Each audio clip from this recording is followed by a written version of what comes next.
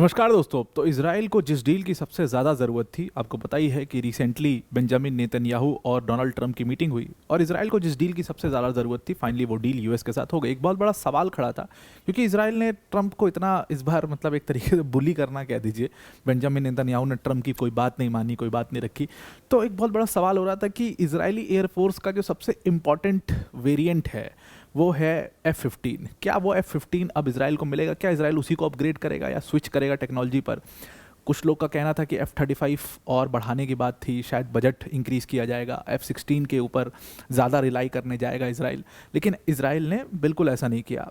Israel stuck to F-15 क्योंकि Israeli air force का सबसे इम्पॉर्टेंट अगर कोई मतलब एयरक्राफ्ट रहा है वो F-15 रहा है। इसराइल ने हर जगह पर हर मुसीबत में F-15 का सहारा लिया है और उन्होंने उसी पर रिलाई किया है।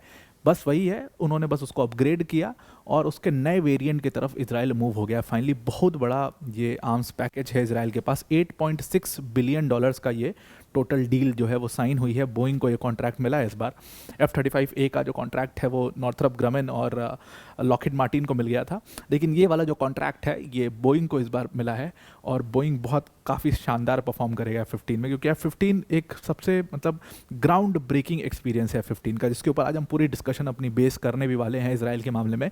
और एक तो बहुत इंपॉर्टेंट बात ये भी समझने की ज़रूरत है कि आखिर इसराइल F-15 के ऊपर इतना रिलाई करता क्यों है। वो भी एक बड़ी ही इंटरेस्टिंग सी बात है, क्यों रिलाई करता है। एक तो हिस्ट्री तो रही है जो रही है, लेकिन अगर आज के डेट में इसराइल के कॉन्फ्लिक्ट्स हम देखें तो शायद इसराइल एकमात्र ऐसा देश है जिसके सबसे ज़्यादा कॉन्फ्लिक्ट्स हैं, जो एक ऐसे रीजन में बैठा हुआ है जहाँ पर हर कंट्री से उसको डर है। वहाँ पर F-15 किस तरीके से इसराइल का सहारा बनती है वो देखने की कोशिश करेंगे इस पूरे वीडियो के अंदर। तो again it's again a defence video जिसमें लार्जली हम बेस करने वाले हैं अपनी डिस्कशन इसराइल और यूएस और इस F-15 के ऊपर। तो इसमें बने रहिएगा। वीडियो में आगे जाने से पहले एक बड़ी अनाउंसमेंट है अनअकैडमी टीम की तरफ से कि अगर आप यूपीएससी सीएससी की प्रिपरेशन कर रहे हैं तो अनअकैडमी ने अपने यूपीएससी सीएससी की सब्सक्रिप्शन फीस में सीधा 55% का ऑफ कर दिया है। प्लस इसमें आपको डबल वैलिडिटी भी मिलती है। अगर आप ये पूरे कोर्स को 2 साल या उससे ज़्यादा के लिए सब्सक्राइब करते हैं तो सीएससी अश्योर प्रोग्राम आपको फ्री ऑफ कॉस्ट मिलता है। अनअकैडमी का टॉप एजुकेटर्स जैसे मृणाल सर, प्रतीक सर, सुदर्शन सर जैसे एजुकेटर्स यहाँ पर आपको इस बैच के अंदर पढ़ा रहे होंगे। Now coming back to the topic, तो इसराइल का 8.6 बिलियन डॉलर्स का ये पूरा डील है जिसमें उसने अगेन मतलब बहुत बड़ा सवाल था कि क्या यूएस अप्रूव करेगा। यूएस ने अप्रूव किया, पेंटागन ने अप्रूव किया F-15IA, जो कि इसराइल के स्पेसिफिक वेरिएंट की बात करें तो F-15EX इसराइल ने लेने की बात करी है यूएस से, और बोइंग इसको मतलब इसराइल के लिए बनाएगी। F-15 के ऊपर इसराइल आज से नहीं बल्कि 1979 से रिलाई करता है। 1979 में इसराइल ने पहली बार मॉडर्न कॉम्बैट में इस्तेमाल किया था F-15 को और उनका एक्सपीरियंस ज़बरदस्त रहा था। मिग से लड़ाई हुई थी, सामने सामने 1-to-1 1-on-1 लड़ाई थी जिसमें F-15 जीत गया था। एकदम क्लियरली उसने मिग को पिछाड़ के रख दिया था उसमें। तो उसके बाद से इसराइल लगातार मिग के ऊपर काफ़ी ज़्यादा रिलाई करने लग गया था। तो 1979 के बाद से इसराइल ने लगातार वो रिलाई करता रहा इसराइल F-15 के ऊपर, और उसका पीछे एक बहुत बड़ा कारण ये भी रहा क्योंकि उनका एक्सपीरियंस बहुत तगड़ा रहा। मिग से सीधे सीधे तौर पर अगर हम देखें, अगर 1-on-1 की बात करें तो जाहिर सी बात है F-15 के पास हर चीज़ पेलोड कैपेसिटी से लेकर के हर चीज़ लॉन्ग रेंज से लेकर के हर चीज़ MiG-21 से बेटर है। तो इसलिए इसराइल 1979 से उसके ऊपर रिलाई करता ही था। अब देखिए ये जो पूरा कॉन्ट्रैक्ट हुआ ये 8.6 बिलियन डॉलर्स का हुआ है जिसमें बोइंग को ये कॉन्ट्रैक्ट दिया जाएगा।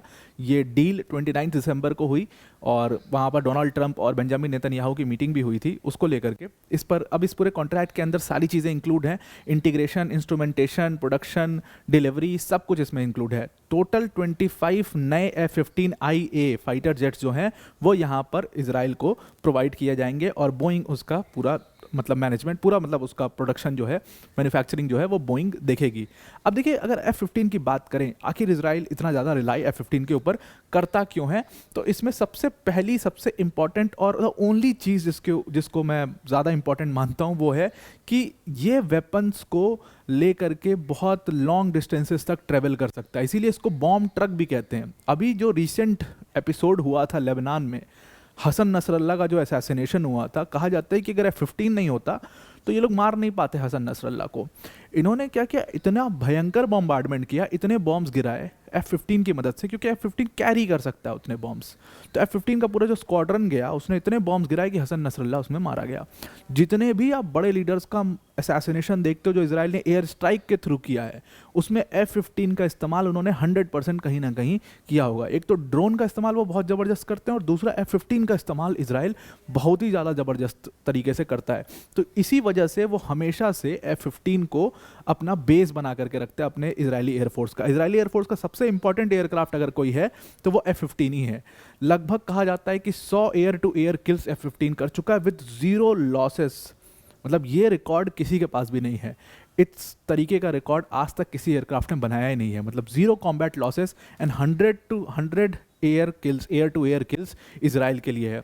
ये एयर टू लैंड किल्स में भी बहुत ज़बरदस्त है और स्पेसिफिक प्रिसीजन है इसका। अब देखिए, जो अभी वेरिएंट, जिस वेरिएंट के लिए इन्होंने जो अपग्रेड किया है इसराइल ने, F-15EX, उसको इन्होंने यहाँ पर डिमांड किया और वही बोइंग बनाएगी। इसमें अगर हम इसको कंपेयर करें, देखिए अब F-35 एक बहुत ही कटिंग एज टेक्नोलॉजी है। अगर आप इसको F-35, F-16 की कटिंग एज टेक्नोलॉजी से कंपेयर करो, स्टेल्थ से कंपेयर करो, वो नहीं हो पाएगा, जाहिर सी बात है। लेकिन अगर आप बाकी देखो तो कॉस्ट वॉस्ट में F-15EX कहीं से कम नहीं। ऐसा नहीं कि कॉस्ट कटिंग कर रहा है इसराइल। आप देखिए तो इसके प्रोक्योरमेंट कॉस्ट 2025 में 80 मिलियन लगभग F-35A का है, और इसका F-15EX का भी प्रोक्योरमेंट कॉस्ट $80.3 मिलियन का है। मतलब आस पास ही हैं दोनों। उसके बाद अगर आप इसका मतलब पर आर कॉस्ट देखो फ्लाइंग का, तो $24,000 है आपका F-35A का, इसका $27,000 है।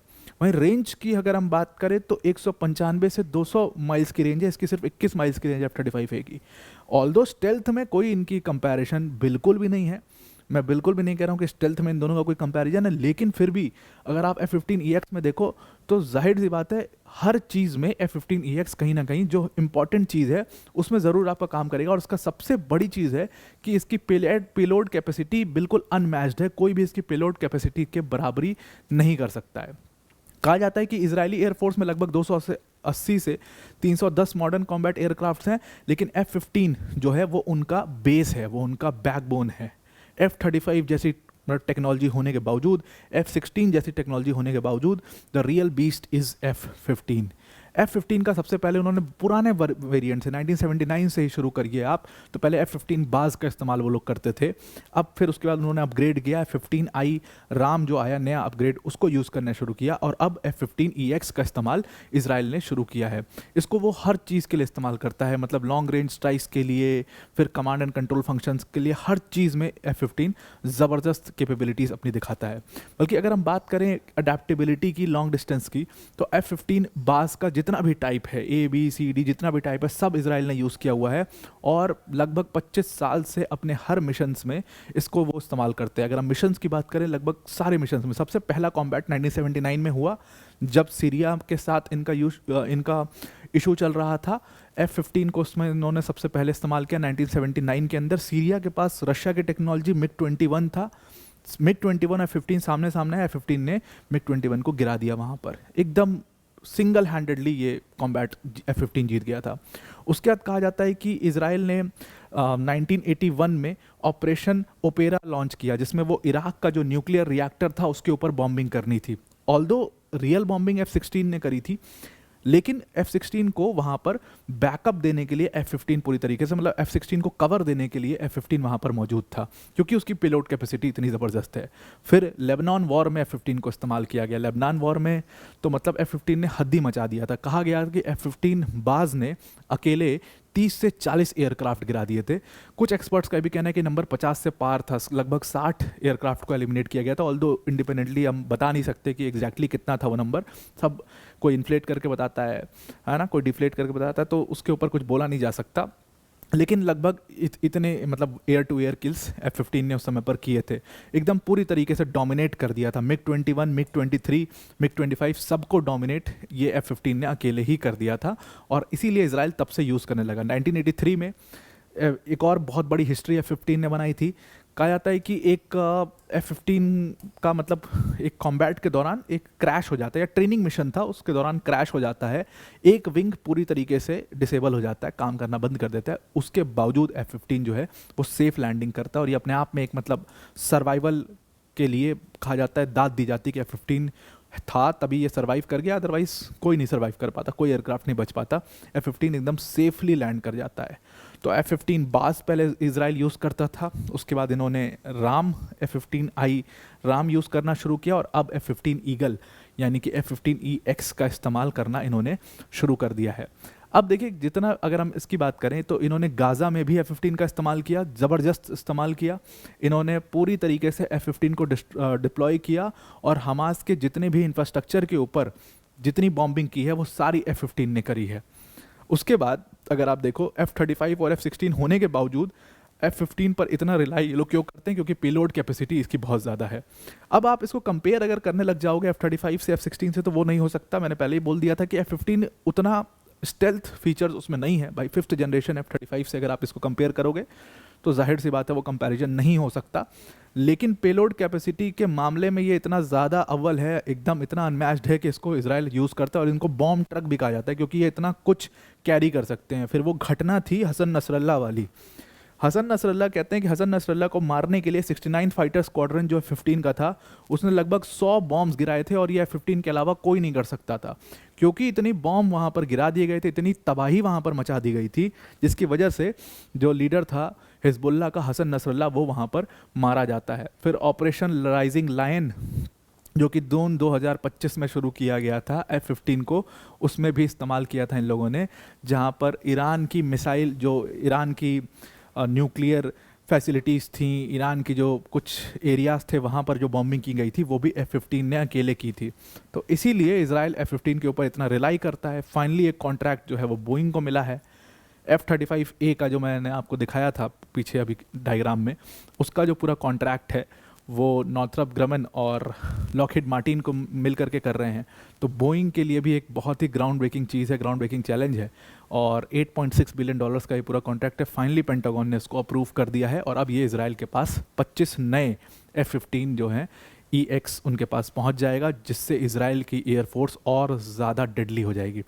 इसके ऊपर आप क्या सोचते हैं ज़रूर बताइएगा। आई होप आपको पूरा आर्टिकल आज का समझ में आ गया होगा। आज के लिए इतना ही। Thank you and have a nice day.